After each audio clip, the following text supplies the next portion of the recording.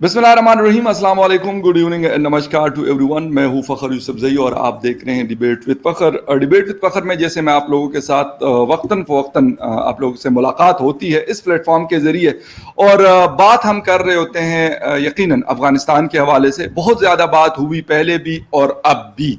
बेशक हमारे ये वाले प्लेटफॉर्म्स हो, हमारा इलेक्ट्रॉनिक मीडिया हो, हमारा प्रिंट मीडिया हो, नेशनल इंटरनेशनल पूरी दुनिया का मीडिया इस वक्त एक इशू के ऊपर बात कर रहे हैं, that is one and only Afghanistan. और अफगानिस्तान में यकीनन आप सबको जैसे पता है कि 3 दिन पहले तालिबान ने टेक ओवर किया and they are right now in Kabul, और वहां पे वो लोग बैठे हुए और अपनी हुकूमत, क्योंकि जैसे कल ज़बीउल्लाह मुजाहिद साहब ने अपनी प्रेस कॉन्फ्रेंस की शाम को सारे दुनिया के तकरीबन ऑलमोस्ट जितना मीडिया था सब ने उसको लाइव कवरेज दी। इसके साथ साथ बहुत सारी डेवलपमेंट हुई। मुल्ला बरादर कल कतर दोहा से पहुंचे काबुल, बल्कि कंदहार।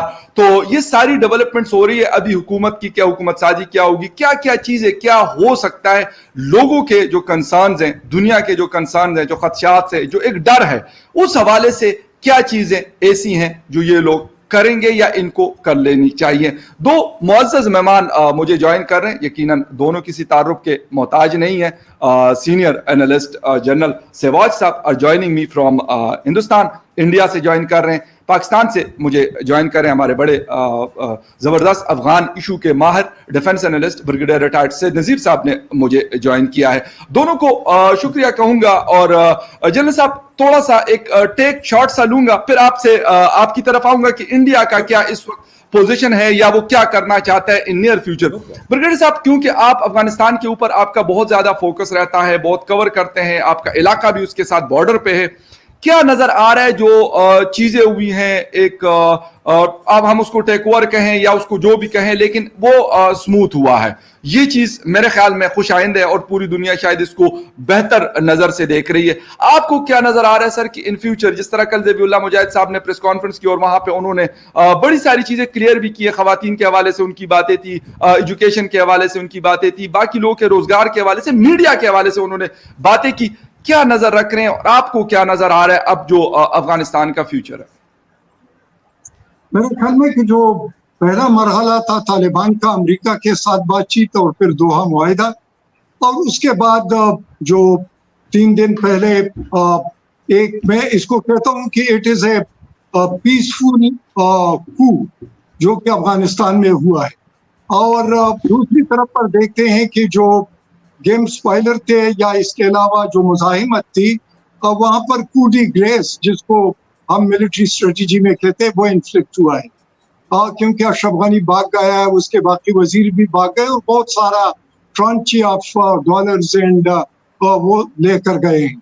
तीसरी बात ये आ जाती है कि ये जो पीसफुल टेक ओवर था, मेरे ख्याल में कि अमेरिका को भी, इसके अलावा अशरफ गनी गवर्नमेंट को भी, और इसके अलावा दुनिया के जितने भी तकरीबन तजिया निगार थे या उस पर नजर रखते थे इंटेलिजेंस एजेंसी, वो ये एक्सपेक्ट नहीं कर रहे थे, बल्कि मैं ये कहूंगा कि तालिबान भी शायद एक्सपेक्ट नहीं कर रहे थे।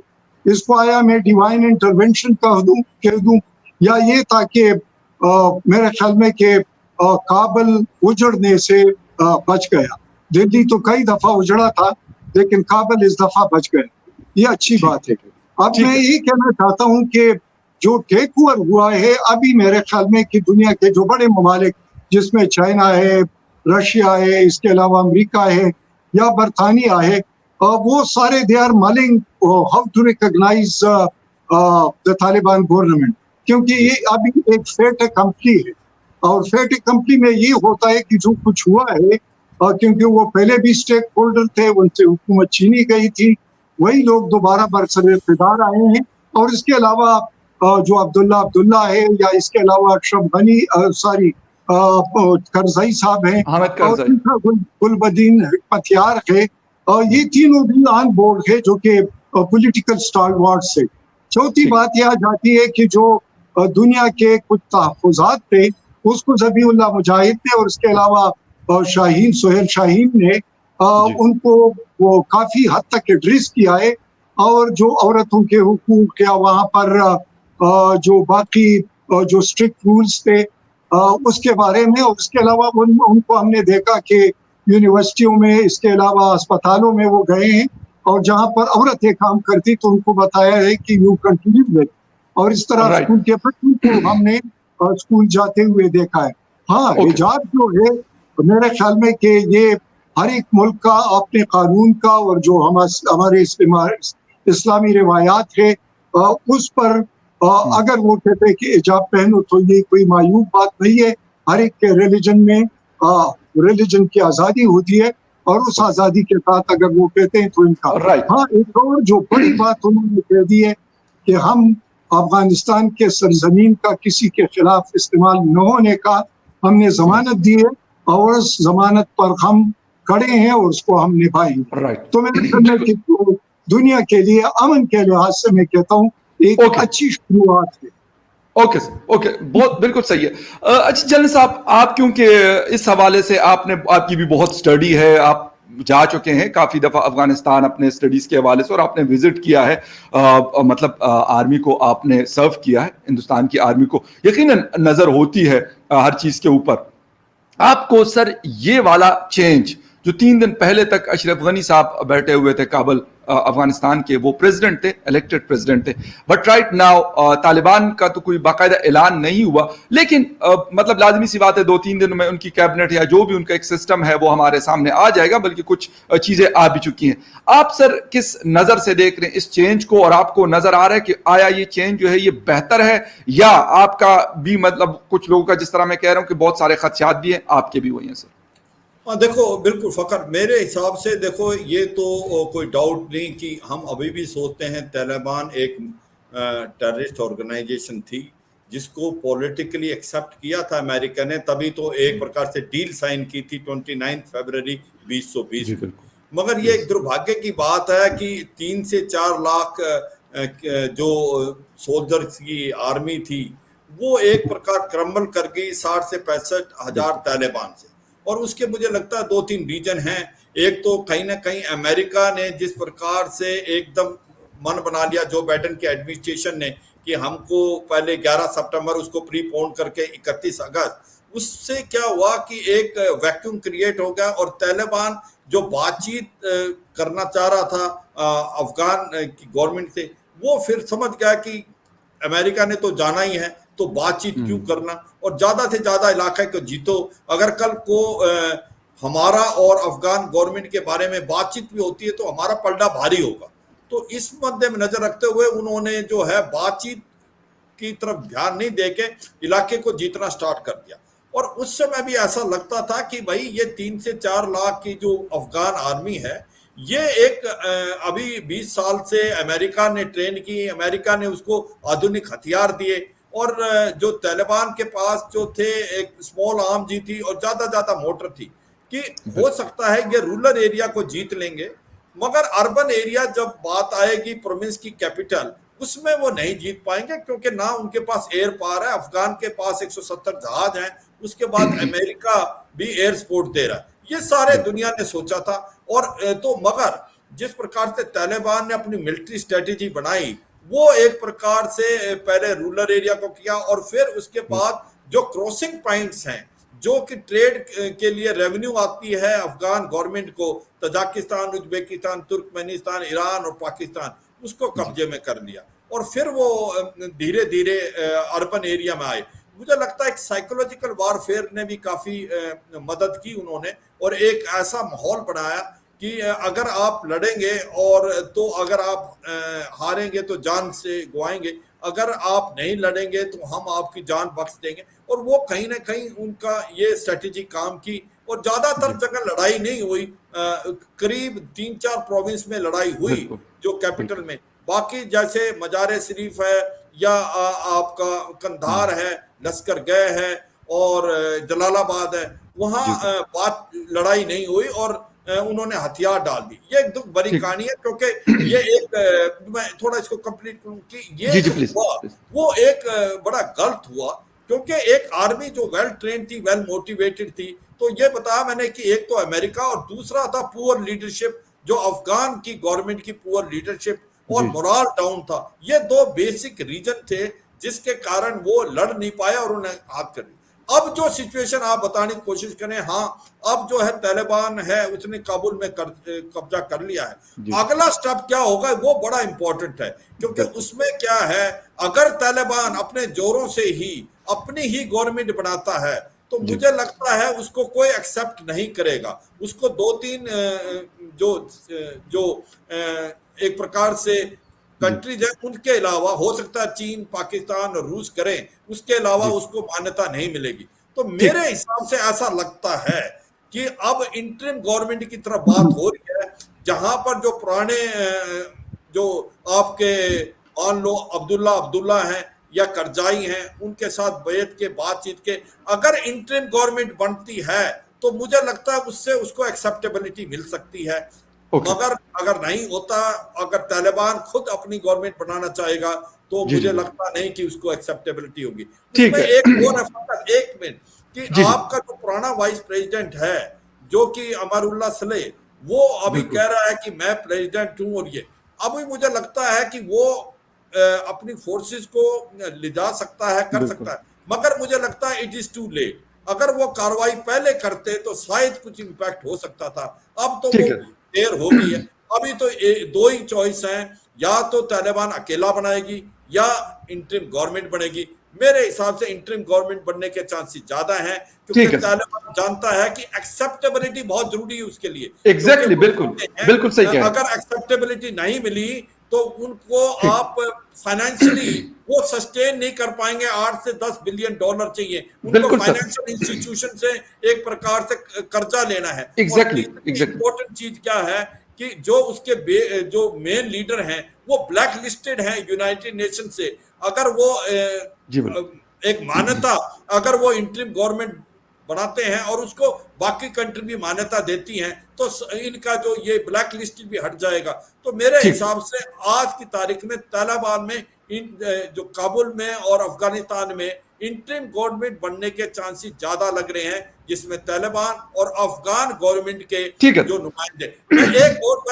सर एक छोटा सा क्वेश्चन मैं आपसे ही कर रहा हूं, मैं आपसे ही पूछना चाह रहा हूं, वो ये है, फिर मैं ब्रिगेडियर साहब की तरफ जाऊंगा। सर कल हिंदुस्तानी मीडिया को या परसों जब मैं देख रहा था, मैं खुद भी पेयर हुआ था वहां पर, तो वो कुछ नहीं बल्कि ज्यादातर लोग ये बात कर रहे थे कि ये हिंदुस्तान की भी नाकामी हुई है और अमेरिका को भी उन्होंने बुरा भला कहा। मेरे ख्याल में वो बात तो मैं उनसे एग्री कर रहा हूं, लेकिन हिंदुस्तान की नाकामी कैसे हुई कि मतलब ये जो बात हमें सुनने को मिल रही है, बहुत ज्यादा आर्मी के बहुत सारे लोगों से मैंने ये बात सुनी, बहुत सारे एनालिस्ट से मैंने ये बात सुनी।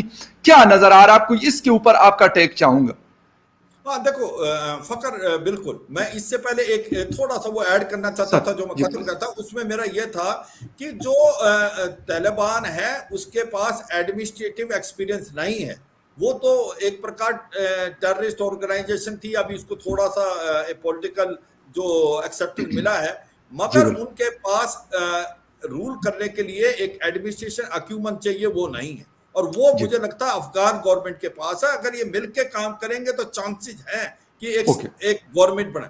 जो बात आपने की भारत का, तो इसमें वो है नहीं, ये तो अमेरिका ने ट्रेन की थी, अमेरिका लड़ रहा था और सब सोच रहे थे 4 लाख के करीब जो तालिबान के साथ फोर्स लड़ रही है वो एक प्रकार से मुकाबला कर पाएगी। तो भारत तो एक प्रकार से इसके लिए जिस प्रकार से दूसरे पड़ोसी देश इस सिचुएशन को देख रहे थे, वो देख रहे थे। ये अलग हो सकता है कि भारत ने तालिबान के साथ अपने चैनल कितने खोलने हैं उसके बारे में डिस्कशन कर सकते हैं, मगर भारत का इसमें कोई रोल नहीं है कि तालिबान ने कब्जा कैसे कर लिया या अफगान फोर्सेस कैसे लड़ी, क्योंकि भारत की फौज तो वहां लड़ने नहीं गई, वो तो फिर सिचुएशन अलग होती। तो ऐसे में मुझे नहीं लगता कि इसके बारे में कोई होना चाहिए। जो तालिबान अगर आ गया है, मुझे लगता है ये अमेरिका की बिल्कुल फेलियर है, और अमेरिका ने जिस प्रकार से निकले हैं, निकलना तो था मगर निकलने का तरीका, withdrawal has not been planned and not been executed properly. It has given a opportunity to Taliban to do what they have done. Right, बिल्कुल सही। अच्छा ब्रिगेडियर साहब, एक दो चीजें बड़े जबरदस्त पॉइंट जनरल साहब ने उठाया। एक तो एडमिनिस्ट्रेटिव इश्यूज, यकीनन इसके लिए एक तजुर्बा चाहिए। आप खुद फोर्सेस को मतलब सर्व कर चुके हैं, जनरल साहब भी हैं, मैं भी चले एक छोटे से ऑर्गेनाइजेशन के साथ में काम करूं, लेकिन एडमिनिस्ट्रेशन का बाकायदा एक तजुर्बा चाहिए। जिनको होगा तो वो, हमारे यहाँ भी डिपार्टमेंट्स होते हैं, आप लोगों के तो खैर बहुत बड़े बड़े डिपार्टमेंट्स होते हैं आर्मी में, तो सर कैसे इसको ये रन करेंगे? ये दूसरा एक बड़ा चैलेंज जो अमरुल्लाह साले और अहमद शाह मसूद का बेटा जो है वो पंजशेर में बैठे हुए हैं, ये बिल्कुल एक कंसर्न है ये।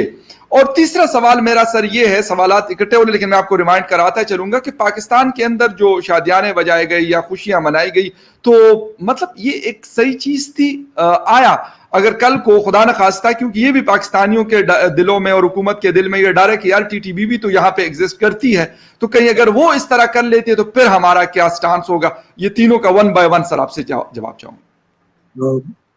जी शुक्रिया। सवाल तो बहुत सारे उठते हैं, लेकिन आपने एडमिनिस्ट्रेशन की बात की, जनरल साहब ने भी बात की। और देख लो, हम वेस्टमिनिस्टर अगर गवर्नेंस की बात करते हैं तो एक अलग बात है, और दूसरी बात यह आ जाती है कि हमारे जितने भी पार्लियामेंट में आते हैं, वो इंडिया के हो या पाकिस्तान के हो, उनकी क्या क्वालिफिकेशंस होती है कि वो कानून साजी करें? इसको भी तो देखना चाहिए। बहुत सारे तो अंगूठा छाप होते हैं, बहुत सारे तो इस तरह होते हैं कि वो उस क्रेडेंशियल पर नहीं पढ़ते कि जो बिल में लिखा हुआ है वो क्या लिखा हुआ है। और आपको पता है कि डेमोक्रेसी में बिल किस तरीके से पास होते हैं, कि वहां पर हाथ उठा लिया इसलिए कि पार्टी का वो है, हमने हाथ उठा लिया, ठीक है, कश्मीर को इंटीग्रेट कर दिया, बाकी रिपरकशंस का इल्म नहीं है कि क्या है। तो कानून साज ही जहां पर होती है वहां पर तो ये हाल। लेकिन इनके पास जो कानून है वो तो कहता है इस्लामिक है। अगर इस्लामिक कानून है तो उस पर तो हजारों किताबें, हजारों किस्म के उसमें जजमेंट से, हजारों किस्म के वो है, उनके लिए तो एक बहुत बड़ा प्लेटफॉर्म मौजूद। और दूसरा, mostly they are educated in that particular field. तीसरी बात यह जाती है कि अगर हम इसकी पिछली एडमिनिस्ट्रेशन को देखें तो तीन चीजें बड़ी अहम थी। एक ये था कि उन्होंने अफगानिस्तान जैसे वन टर्न कंट्री को, जिसने रूस के खिलाफ और उसके बाद क्लाशनकोव कल्चर, उसको डीवेपनाइज कर दिया। ये उनका सबसे बड़ा स्ट्रेंथ था। दूसरी बात कि वहां पर लॉ एंड ऑर्डर और अमन अमान का सूरत-ए-हाल बिल्कुल मिसाली था। ये लोगों को अमन अमान के लिहाज से बहुत ज्यादा उन्होंने उस वक्त बिल्कुल ऐसा क्राइम्स नहीं थे। और तीसरी बात उनमें ये थी कि वहां पर जो जस्टिस सिस्टम था या जस्टिस का जो डिटरेंस था, वो ये सिर्फ नहीं कि किताबों में था, बल्कि वो नजर आ रहा था। तो मेरे ख्याल में ये तीन चीजें पिलर्स होती है एक गुड गवर्नेंस के। मैं उसकी तरफ, और जाहिर है कि अब तो ज्यादा पॉलिश्ड है, 96 का तालिब नहीं है ये, 2021 का। इनका जो पॉलिटिकल प्राविस है, पॉलिटिकल इनकी जो अंडरस्टैंडिंग है, इसके अलावा जो इसका डिप्लोमेटिक अप्रोच है, स्किल्स हैं, और इसके अलावा इनका जो मिलिट्री स्ट्रेटेजी है, वो तीनों में जो मैं सिनर्जी देखी इस दौरान, और तो मेरे ख्याल में तीनों बिल्कुल बड़े जबरदस्त तरीके से इन सिंक थे और बड़े कोऑर्डिनेटेड तरीके से चल रहे थे। एक तरफ पर वो चाइना के साथ, रशिया के साथ, ईरान के साथ, पाकिस्तान के साथ और अमेरिका के साथ, नाटो के साथ, उनके साथ बातचीत कर रहे थे, पॉलिटिकली उनको हमवार कर रहे थे, डिप्लोमेटिकली उनको एंगेज कर रहे थे।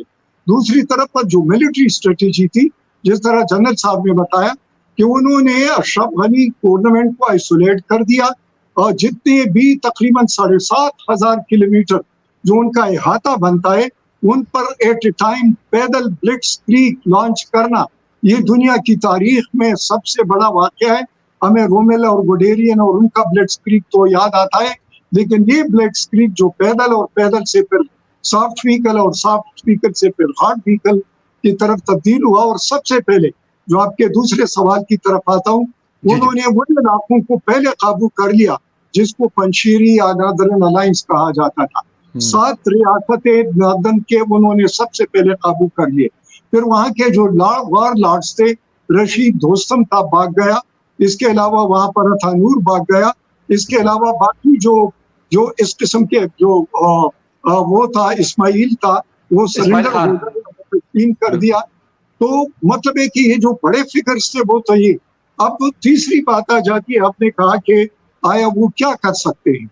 मेरे ख्याल में कि जहां पर अमेरिका का और नाटो का सबसे बड़ा वार मशीन, दूसरी तरफ पर Afghan forces 3.5 lakh standing army, जिसको अमेरिका, ऑस्ट्रेलिया, बरतानिया, जर्मनी, फ्रांस ने ट्रेन किया, सबसे बेहतर इक्विपमेंट दे दिया, वो मिल्ट हो गई। तीसरी बात यह आ जाती है कि आपको दो अफगानिस्तान के 3 बड़े स्टालवार्ड्स और इसके अलावा बाकी यहाँ पर जो वफ्द आया था वो सारा बिल्कुल। नदरन अलायंस का था, तकरीबन Exactly. 17-18 लोग जो होते जी वो बिल्कुल। सारे तालिबान के साथ आन बोर्ड थे, बातचीत के लिहाज से और अमन के लिहाज से और अगली हुकूमत बनाने के लिहाज से। तो मेरे ख्याल में 2 बंदे अगर अमरा सलाह उसका क्या क्रेडेंशियल है या अशरफ गनी के क्या क्रेडेंशियल थे या Alright. वो नादरुन अलायंस अभी नहीं है जिस पर अगर अहमद मसूद का बेटा जो है जी। वो उस पर करे। अगली बात ये कि क्यों पाकिस्तान में यूफोरिया है, एग्जैक्टली। पाकिस्तान क्यों बादशाह बजा रहा है।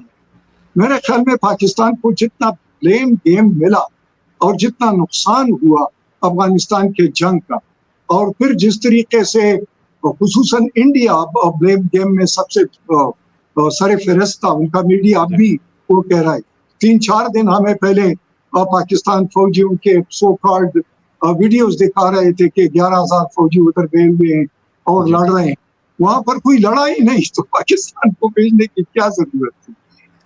दूसरी बात आ जाती है कि पाकिस्तान क्यों खुश है। एक तो पुरअमन इंतकाल हुआ इक़्तिदार का, तो अमन पाकिस्तान के, अफगानिस्तान का अमन पाकिस्तान को बहुत जरूरी है। दूसरी बात कि हमारा वेस्टर्न फ्रंट ये ठंडा पड़ जाएगा, यहाँ पर अभी उस तरीके से इंग्रेस नहीं होगा नॉन स्टेट एक्टर्स का जो पहले हुआ, क्योंकि तालिबान ने ये जिम्मेदारी ली है कि वो इस्तेमाल नहीं होने देंगे। और तीसरी बात यह आ जाती है कि हमारा जो ऑलरेडी सी पैक है उसके लिए इनेबलिंग और पीसफुल एनवायरनमेंट चाहिए। अगर वो हमें मिल जाते हैं तो मेरे ख्याल में ये हमारे लिए एक विन विन सिचुएशन। और चौथी बात ये है कि हमारे लिए सेंट्रल एशिया के लिए अफगानिस्तान ब्रिज का किरदार अदा कर रहा है। वो ब्रिज अगर पीसफुल हो जाए तो हमारी तरक्की और उनकी तरक्की दोनों हम हाथ मिला सकते हैं। अब जहाँ तक टीटीपी की बात है, टीटीपी ठीक है, उनके लीडर फकीर मोहम्मद रहा हो गए, बाकी लेकिन बात ये अब पाकिस्तान अफगानिस्तान के हुकूमत से जो तालिबान की प्रीडोमिनेंटली होगी उनसे मुतालिबा कर सकते हैं कि अपनी जो कमिटमेंट है उसको पूरा करे या पाकिस्तान के हवाले करे। अगर हवाले नहीं करते तो उनकी जमानत दे, और वो जमानत यही होगा कि वो पीसफुल अगर वहां पर रहना चाहते हैं वो तो या उनको अपना सिटीजनशिप देते हैं तो उस पर बातचीत उनके पास होगी। ये एक ट्रेडिशनल तरीका भी है। ठीक है सर। अच्छा, एक छोटी सी मतलब आप इन शॉर्ट इनका जवाब दीजिए, क्योंकि कल साउथ वजीरिस्तान की कुछ तस्वीरें आई, वहां पे लोगों ने वॉल चैकिंग की, बल्कि परसों टीटीपी के हवाले से मुख्तलिफ जगहों पे उन्होंने अपने मतलब फ्लैग्स और अपने वो नारे जो है वो दीवारों के ऊपर लिखे हुए। सर, तो ये चीज़ हमें बहरहाल नजर आती है, और जिस तरीके से 2000 कैदियों को उन्होंने रिहा किया, जिसमें मौलवी फकीर साहब भी गालिबन उसके अंदर मौजूद है। कुछ लोग कहते हैं कि है, कुछ लोग कहते हैं कि नहीं है, लेकिन जो मुझे थोड़े से सोर्सेज से बात हुई तो कह रहे कि है, यही थे। हालांकि कुछ लोग बता रहे थे कि नहीं, अप्रैल में रिहा हुए थे, लेकिन बाहर वो अभी हुए हैं काबुल से, बागराम गालिबन जेल से। सर, तो वो फिर उसको पाकिस्तान कैसे वो करेगा, कंट्रोल करेगा, क्योंकि पाकिस्तान ने 20 साल ये बड़ी एक मुश्किल जंग लड़ी है बहरहाल। देख लो, वाकई ये तालिबान के लिए भी चैलेंज है और पाकिस्तान के लिए भी चैलेंज है, और इस चैलेंज को दोनों ने मिलकर कोऑर्डिनेट करके पॉलिटिकली, डिप्लोमेटिकली, मिलिटरीली, तो फिर ये जो खतरा है ये टल सकता है या इसको दोनों निपट सकते हैं। एक बात तो ये आ जाती है कि तालिबान उनको कहे हथियार डाल दो, तस्लीम हो जाओ, जो पीसफुल है, रिकनसाइल करना चाहते पाकिस्तान के हवाले करे, जो नहीं है उसके खिलाफ लड़े, और जो लड़ते हैं उसमें दाइश भी है, सिर्फ टीटीपी नहीं है, और इसके अलावा बाकी ग्रुप्स भी है। तो जाहिर है कि फिर तालिबान जो है वो गैमर का किरदार अदा करेगा और पाकिस्तान इनवल का किरदार अदा करेगा, और उस तरीके से वो क्रश हो जाएंगे। दूसरी बात, अगर यहाँ पर इस किस्म के नारे उठते हैं तो हमने देखा भी है, हमारे एनपी जो है कुलकर उनकी हिमायत करता है, हमारा जो पीटीएम है उनका कुलकर हमारा करता है, और उनका इस किस्म के सेल्स हैं जो इस किस्म के नारे या उनको जो एक किस्म की एम्बेरसमेंट हुई है या रिजेक्शन हुई है या वो कुछ मायूस हो चुके हैं, तो उस मायूसी के आलम में उन्होंने तो कुछ करना है।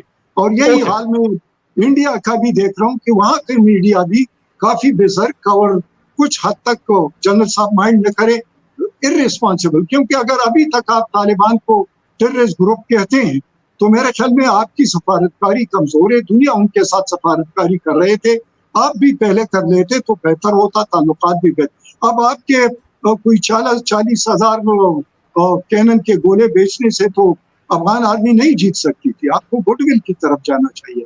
ठीक है। अच्छा सर, जनरल साहब एक बात, ये एक तो ये है कि इस वक्त हिंदुस्तान की तरफ से मुकम्मल खामोशी, उनकी हुकूमत की तरफ से मेरे नज़र से कोई चीज़ नहीं गुजरी। हालांकि अब तीसरा चौथा दिन हो गया, मुकम्मल खामोशी की वजह समझ नहीं आ रही है। हालांकि हर तरफ से जो बाइडन अपनी बात कर रहे हैं, बोरिस जॉनसन अपनी बात कर रहे हैं, एंजेला मार्केल बात कर रही है, तकरीबन दुनिया की बड़ी ताकतें, सऊदी अरेबिया के MBS जो हैं, दुबई अबू धाबी के जो शेख हैं, वो सारे लोग कोई ना कोई बातचीत हो रही। चले पाकिस्तान का तो एक और सिस्टम है, पाकिस्तान में तो ये चीज़, उनके डेलीगेशन एक तालिबान का भी परसों रात को आया था, और एक और डेलीगेशन जिसकी बात की ब्रिगेडियर साहब ने, यूनुस कानूनी साहब और उस्ताद मौकिक साहब और सारे ये बड़े लीडरान उसके अंदर शामिल थे, ये लोग आए हुए हैं। लेकिन मुकम्मल खामोशी है हिंदुस्तान की तरफ से, क्योंकि कुछ लोग गए भी हैं। कल रात भी मेरी कुछ दोस्तों से बात हो रही थी, हमारे जर्नलिस्ट, तो वो कह रहे कि यार मतलब हम दिल्ली में बैठे हुए हैं और 10-15-20 दिनों से हम यहाँ पर मौजूद हैं।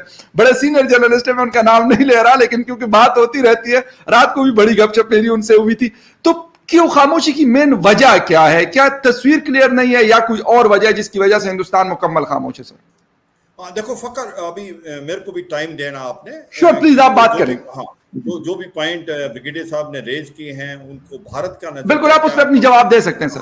हाँ बिल्कुल। देखो पहली बात तो इसमें कोई डाउट नहीं कि हमारी तरफ से पाकिस्तान ने अमेरिका को डबल क्रॉस किया, क्योंकि पाकिस्तान को कम से कम 33 बिलियन डॉलर के करीब पैसा मिला अमेरिका से, और वो दिखाता रहा कि वो तालिबान के अगेंस्ट है, और वो पैसा किसी हिसाब से वो जाके तालिबान को गया जो कि अमेरिका से लड़ रहा था।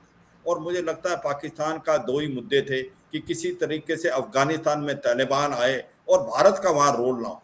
तो ये एक नेगेटिव माइंडसेट से काम कर रहे थे।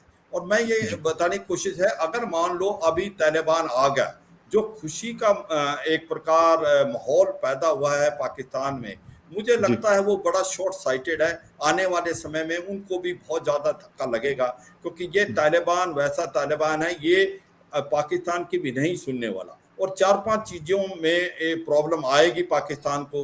एक तो मुझे लगता है कि किसी हद तक कुछ रिफ्यूजी जो हैं वो अफगानिस्तान से पाकिस्तान की तरफ आ सकते हैं। अगर वो आते हैं तो पाकिस्तान की फाइनेंशियल कंडीशन इतनी अच्छी नहीं है कि वो उनको लुक आफ्टर करे, तो और प्रॉब्लम पड़ेगी। दूसरा कि जो कि अभी खैबर पख्तूनख्वा के अंदर जो इलाका है, उसके अंदर भी जो पश्तून हैं, वो जो ड्यूरेंट लाइन को नहीं मानते, ना इस पार ना उस पार, वो भी कहीं ना कहीं एक प्रकार से फ्रीडम स्ट्रगल चल सकती है। तीसरा पॉइंट ये है कि जो कि अभी तहरीक तालिबान पाकिस्तान है, वो एक प्रकार से जिसको पाकिस्तान मिलिटेंट ऑर्गेनाइजेशन बोलता है, टेररिस्ट ऑर्गेनाइजेशन, जो पाकिस्तान के अंदर काफ़ी आतंकवाद फैलाने की कोशिश कर रहा है, वो एक प्रकार बोल्ड हो जाएगा। तालिबान जो अफगान तालिबान के साथ और हक्कानी ग्रुप के साथ उसके अच्छे रिलेशन थे, तो और अगर आप ये अपना माइंड ले जाए फकर, जो जेलों से इन्होंने काफ़ी मिलिटेंट्स और जो क्रिमिनल्स को छोड़ा है, उसमें तहरीक तालिबान पाकिस्तान के भी कई नुमाइंदों को छोड़ा गया है। तो मुझे लगता है कि पाकिस्तान को इसको बड़ा हर्ट होगा। चौथी चीज है कि जो बलूचिस्तान में बलूचिस्तान लिबरेशन आर्मी है, जो फ्रीडम स्ट्रगल कर रही है, वो भी एक बोल्ड हो जाएगी, और उसके अंदर भी मुझे लगता है कि काफी हिसाब से एक प्रकार से मिलिटेंसी का बढ़ाव होगा। एक और बड़ी इंपॉर्टेंट चीज है कि अफगानिस्तान में अभी जो है शरिया लॉ लाने वाले हैं, और आने वाले समय में तहरीक तालिबान पाकिस्तान की डिमांड है कि जो शरिया लॉ पाकिस्तान में भी आना चाहिए। क्या पाकिस्तान ऐसी सोसाइटी बनना चाहेगा जैसी अफगानिस्तान है? क्योंकि पाकिस्तान तो उस हिसाब से काफी मॉडर्न है। पाकिस्तान अगर आप अपना माइंड वापस ले जाएं, जो 1996 से और 2001 का था, तो वो एक ब्लैक चैप्टर था ह्यूमैनिटी के लिए, जहां पर औरतों को कोई भी फ्रीडम नहीं दिया जाता था।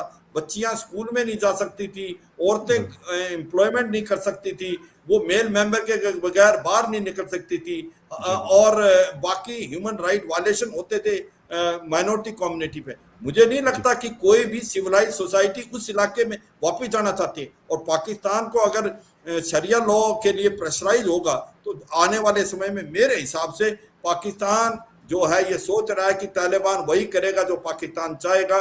दे are in for a surprise and a shock. ये बदला हुआ तालिबान है, ये अभी पावर के लिए ऐसा कर रहा है, उसके बाद ये पाकिस्तान को भी आंखें दिखाएगा। तो ये इंपॉर्टेंट चीज है। दूसरी बात जो आपने बताया क्वेश्चन कि भाई भारत का क्या है, मेरे हिसाब से भारत जो है अभी वेट एंड वॉच की पॉलिसी है। भारत समझता है कि अभी जो भी गवर्नमेंट वहां आएगी भारत को उससे रिलेशन रखने हैं। भारत का दो मुद्दे हैं अभी कि जो भी हमारे नागरिक वहां फंसे हुए हैं, हमारे डिप्लोमेट्स वहां फंसे हैं, उनको जल्दी से जल्दी सेफली वापस लाना, और उसके अंदर भारत ने काफी सफलता है। और भारत का जो एयरफोर्स का C-17 ग्लो मास्टर ऑपरेट कर रहा है, कुछ एक रह गए हैं लोग, उनको ले आएगा, कुछ गुरुद्वारे में भी हैं सिख और हिंदू, उनको भी वापस लिया जाएगा। तो एक प्रकार सबसे इंपॉर्टेंट चीज अभी भारत के लिए है कि हम किस प्रकार से अपने नागरिकों को सेफ इवैक्यूएट करें, वो कार्रवाई हो। दूसरी बात, जो भी गवर्नमेंट आएगी उससे आपने रिलेशन खोलने हैं। मुझे लगता है कि आने वाले समय में भारत की गवर्नमेंट उनके साथ रिलेशन खोलेगी, क्योंकि हम तो अब चूज नहीं कर सकते कि कौन सी गवर्नमेंट वहां आ रही है। जो भी गवर्नमेंट आएगी, मेरे हिसाब से, जो ये मेरा माइंड सेट है, जो मैंने बड़ा अच्छा अपने हिसाब से एनालिसिस किया है, एक इंटरिम गवर्नमेंट के आने के चांसेस हैं जो 6 महीने के बाद तक चलेगी। उसके बाद एक रोड मैप बनेगा डेमोक्रेसी का, वो कितना सक्सेसफुल होगा वो टाइम बताएगा। मगर कोई भी इंटरिम गवर्नमेंट आएगी तो वो गवर्नमेंट तो अफगानिस्तान ने अपने हिसाब से सिलेक्ट की है, तो भारत मुझे लगता है उसके साथ अपने रिलेशनशिप खोलेगा और बाकी देशों के साथ मिलके, जिस प्रकार से ईरान रूस से मिलके एक जॉइंट स्ट्रेटेजी के साथ चलेगा। तो ये मेरे हिसाब से ये है। आपने और क्वेश्चन पूछा था फकर, कोई एनीथिंग? नहीं, बस मैंने यही पूछा था कि इंडियन, एक और मेरा पॉइंट रहेगा। मैं जी प्लीज आप मैं ये जैसे ब्रिगेडियर साहब कह रहे थे कि पाकिस्तान का कोई रोल नहीं है इसके अंदर, पर भारत के अंदर ये सोच है कि करीब 10,000 के करीब लश्कर तोबा जैसे मोहम्मद और अल बदर के आतंकवादी जो थे वो अफगानिस्तान गए थे और कहीं ना कहीं वो तालिबान के साथ कंधे से कंधा मिला के अफगान फोर्सेज में लड़ रहे थे। अगर आप अपना माइंड ले जाएं कि जो भारत ने $3 बिलियन का एक इन्वेस्टमेंट किया हुआ है, जहां पर पार्लियामेंट हाउस बनाया हमने सरमा ब्रिज बनाया, हमने वहां पर स्टेडियम बनाया, हॉस्पिटल बनाए, सड़कें बनाई, रोड बनाए, वो तो हमने पब्लिक के लिए बनाए। हमें तो किसी तालिबान से तो कोई मतलब नहीं। तो हम के मतलब ये है कि भारत ने जो भी इन्वेस्टमेंट की है वो ह्यूमैनिटी के लिए किया है, तालिबान के लिए नहीं, बल्कि अफगानिस्तान के लोगों के लिए किया। मगर वहां पर इंस्ट्रक्शन थे कि जो भारत के प्रोजेक्ट्स हैं उनको आप नुकसान करो। अगर आप अपना माइंड ले जाएं तो सलमा डैम पे 2-3 बार अटैक हुआ, वो अलग बात है, अफगान फोर्सेज ने उसको सक्सेसफुल नहीं होने दिया। तो भारत का जो भी एम था, मुझे लगता है सच्चे मन से वहां पर लोगों की जो अपलिफ्टमेंट था for the people of Afghanistan, और अभी भी मुझे पूरा विश्वास है कि आज भी भारत एक बहुत पॉपुलर देश है अफगानिस्तान के लोगों के लिए। और इसी प्रकार से हमने चाबार का जो पोर्ट बनाया था वो भी हमने बनाया था कि ट्रेड रूट से कि हम अफगानिस्तान, सेंट्रल एशियन स्टेट और फिर नॉर्थ साउथ ट्रांसपोर्ट कॉरिडोर जांच के, उसमें भारत का फायदा नहीं था, उसमें अफगानिस्तान का भी फायदा था, सेंट्रल एशियन स्टेट का भी था और कहीं ना कहीं यूरो एशिया भी था। तो मुझे लगता है कि फकर, मेरा मतलब यही कहने का, भारत ने सच्चे मन से जो इन्वेस्टमेंट की थी, डेवलपमेंट की थी, वो लोगों, उसके लिए कोई वापस लेने का मतलब नहीं था। कई कह रहे हैं कि भाई ये इन्वेस्टमेंट का क्या होगा, मुझे नहीं लगता कोई इन्वेस्टमेंट थी वहां। जो भी काम किया था वो हमने डेवलपमेंट इंफ्रास्ट्रक्चर बिल्डिंग के लिए किया था, और हम चाहते हैं अब जो भी गवर्नमेंट आए उसके साथ रिलेशनशिप रखें और आगे बढ़े। ठीक है सर, बिल्कुल सही है सर, क्योंकि टाइम हमारे पास खत्म हो चुका है। हालांकि बातें तो बहुत सारी हैं ब्रिगेडियर साहब के पास भी, क्योंकि इनका बड़ा एक और टॉपिक है इसके ऊपर। मेरे ख्याल में अगर इनके साथ घंटों बात की जाए, आपके साथ घंटों बात की जाए, तो मेरे ख्याल ये खत्म नहीं हो सकती। बहुत सारे कंसर्न्स हैं। आपने इन्वेस्टमेंट की बात की, वो है कि हिंदुस्तान ने वहां पे जो डेवलपमेंट का काम किया, मेरे ख्याल हम सबको इसको अप्रिशिएट करना चाहिए। पाकिस्तान ने जो वहां पे डेवलपमेंट का काम किया, हमें उसको भी अप्रिशिएट करना चाहिए। और मेरे ख्याल में अफगान अवाम की एक अकलौती ख्वाहिश जो है वो है वहां पे पीस, अमन चाहिए उन लोगों को। मेरे ख्याल में अगर उनको अमन मिल जाए तो बड़ी तगड़ी कौम है वो। अब एजुकेशन भी बहुत ज्यादा है उनके अंदर, बाहर से पढ़े हुए लड़के लड़कियां, वो इस वक्त जो मतलब 2000 में उनकी पैदाइश हुई थी या 1999 में जो बच्चे पैदा हुए थे, वो अभी एक मेच्योर स्टेज में है और बड़े हाईली एजुकेटेड है, तो मेरे ख्याल में वो रन कर सकते हैं। और ये बात जिस तरह ब्रिगेडियर साहब ने भी की और जनरल साहब आपने भी की कि ये क्योंकि तालिबान में भी बहुत सारे लोगों ने पढ़ लिख के आए हुए हैं, बहुत सारे डॉक्टर नईम जिस तरह इस्लामिक यूनिवर्सिटी से PhD हैं, इस तरह ज़बीउल्लाह मुजाहिद और दूसरे तीसरे लोग, तो ये बहुत अच्छी बात है कि अगर वो ये लोगों को अमन भी दे। और साथ में कल भी लोगों ने पूछा कि लोगों को एक डर है कि आप लोग पता नहीं जबरदस्ती क्या क्या करेंगे। उन्होंने कहा कि यार हमने मीडिया को बता दिया कि भाई आप अपनी खवातीन एंकर्स को बैठा सकते हो, और बाकायदा चल रहे हैं, उनकी ट्रांसमिशन चल रही है। ठीक है, उन्होंने दुपट्टे उड़े हुए हैं, लेकिन अफगानिस्तान के कल्चर में पहले भी दुपट्टे का मेरे ख्याल में जो मतलब उड़ते थे, लेकिन अब यह कि अब शायद कंपलसरी हो गया, यह कंसर्न है लोगों का। लेकिन बहुत सारी चीजें, कल हमें काबुल की तस्वीरें जो नजर आई तो वहां पे एक स्टेबिलिटी नजर आई है। बहरहाल अब उन लोगों को चाहिए अमन, और अमन के साथ अगर उनका मुल्क चलता रहे तो मेरे ख्याल में फिर ना पाकिस्तान को जरूरत होगी, ना हिंदुस्तान को जरूरत होगी, ना रशिया अमेरिका को जरूरत होगी कि उनकी मतलब हेल्प करते रहे। कारोबार वहां पे हो सकता है, सारी चीजें हो सकती है, उनकी प्रोजेक्ट में उनकी मदद की जा सकती है, लेकिन उनको सिर्फ और सिर्फ अमन अगर हम प्रोवाइड कर ले तो मेरे ख्याल में बेहतर हालात हो सकते हैं। ब्रिगेडियर साहब बहुत शुक्रिया, आपने ज्वाइन किया। एंड जनरल साहब, क्योंकि आप अपने सिटी में नहीं थे, किसी और सिटी में थे, आपने वहां से ज्वाइन किया। Thank you very much for joining the debate with Fakhar Yousafzai, and thank you very much viewers for watching debate with Fakhar Yousafzai. Take care and bye. Thank you, all the best, thank you.